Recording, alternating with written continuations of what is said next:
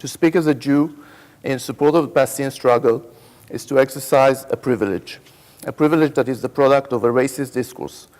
It is a rather unique situation, if you think about it, when in the face of a mountain of evidence about the absolutely horrible oppression of Palestinians by a state that calls itself a Jewish state, Palestinians often have to produce Jewish support in order to be allowed to speak and to be heard. Now, we have to give that support when it is asked, but how to give that support and how to exercise that privilege in a way that doesn't also at the same time act against Palestinians, substituting for them and reproducing the privilege itself, is not a simple matter, and I don't have simple solutions. Racism is not ignorance. It is not a misconception of reality. And it cannot be overcome by talking to it.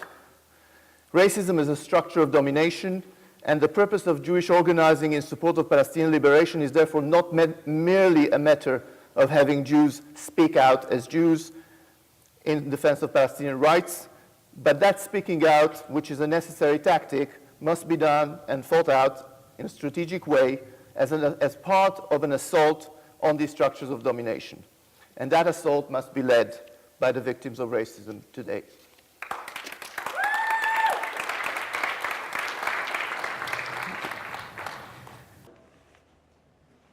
This is what was said about Palestine. It's a very anodyne statement that follows American-US policy to the T. And despite this, Obama, when he decided to maybe participate, as he was asked by so many activists, maybe participate in the Durban review process, he essentially said that he demanded, of course, that there would be nothing new said about Palestine and Israel. He demanded that language would be dropped regarding the defamation of religion. He demanded language would be dropped about defining the Atlantic slave trade as a crime against humanity. And of course, any language drop about reparation. And finally, after he got all these things, he decided not to participate. And the reason he decided not to participate is that he didn't get the last demand, and the last demand was to completely reject the original Durban reparations. So the US participation in Durban, non-participation, the promise to participate was a calculated effort to completely destroy the whole Durban process.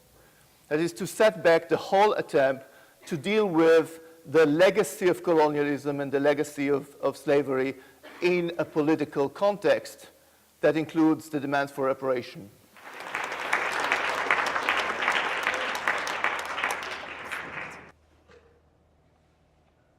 What our group is about is understanding the importance of combating racism and occupation by building, indigenous solidarity.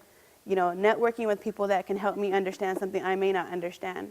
Like me going to Palestine has helped me show my own communities and Native communities what we can accomplish together.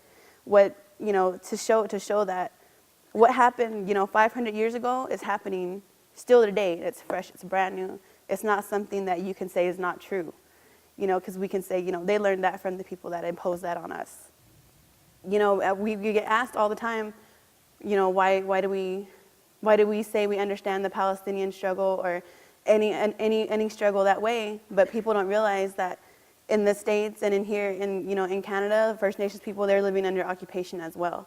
I do know what it is to say, I can truly say, we live under occupation. The school I attend, like I said, it was there to exterminate me. I'm not supposed to be here. I'm not supposed to be able to travel and show my solidarity with, the people of Palestine or, the struggles you guys or the First Nations have here. It wasn't meant to be that way, but we're here. And that's, every day is our resistance. Every day, me living and me traveling, me singing my songs, being able to pray every day is a form of our resistance and a way to attack racism every day because, us praying was illegal.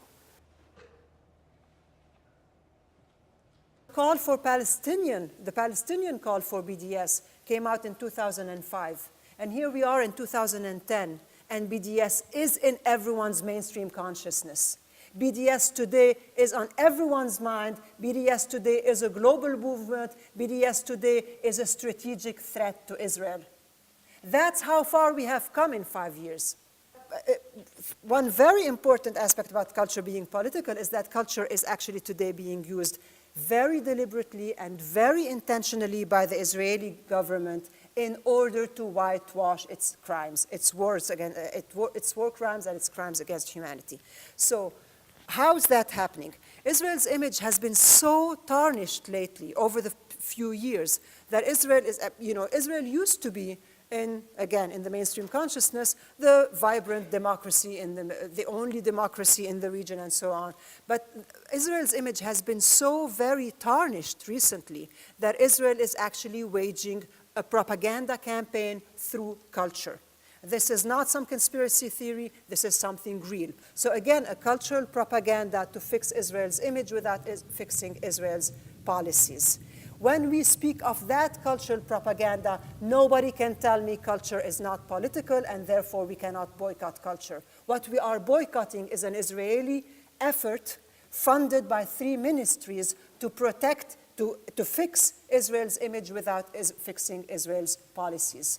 If we want a boycott, no one's going to tell me culture is exempt because culture is apolitical. Culture is political, and it is being used for political purposes of continuing apartheid and whitewashing it, sanitizing it, camouflaging it, sugarcoating it. I'm not going to take that because inside that sugarcoating is poison, and I'm being poisoned. Sorry, but no, I'll boycott. We boycott the academic institutions that are part of the occupation. It's not because we don't want academic freedom, it's because we don't have academic freedom. The weapons used to kill my people are developed in universities. The apartheid wall is developed in a university. The settlements, those are programs in engineering and architecture. Those are programs in military science. So for someone to tell me that the academy functions in a bubble, the academy is not associated, the academy is not complicit in occupation. How are you not complicit in occupation when you are creating the weapons of occupation? From the settlements to the weapons, from the history books to the sociology books. You tell me you're not complicit in occupation? That the academy needs to be preserved as some sacred ivory tower? I want academic freedom, and I do not have it when I can't speak against it. But beyond that, anyone who is critical, I'm speaking as someone in the US, anyone who's critical of Israel is basically committing academic professional suicide. Within the US only, a recent article last year counted over 33 campus organizations that monitor the activities of pro-Palestinian professors and harass them and intimidate them. Looking at one who's been intimidated and harassed and threatened and received emails. This is for speaking out for justice.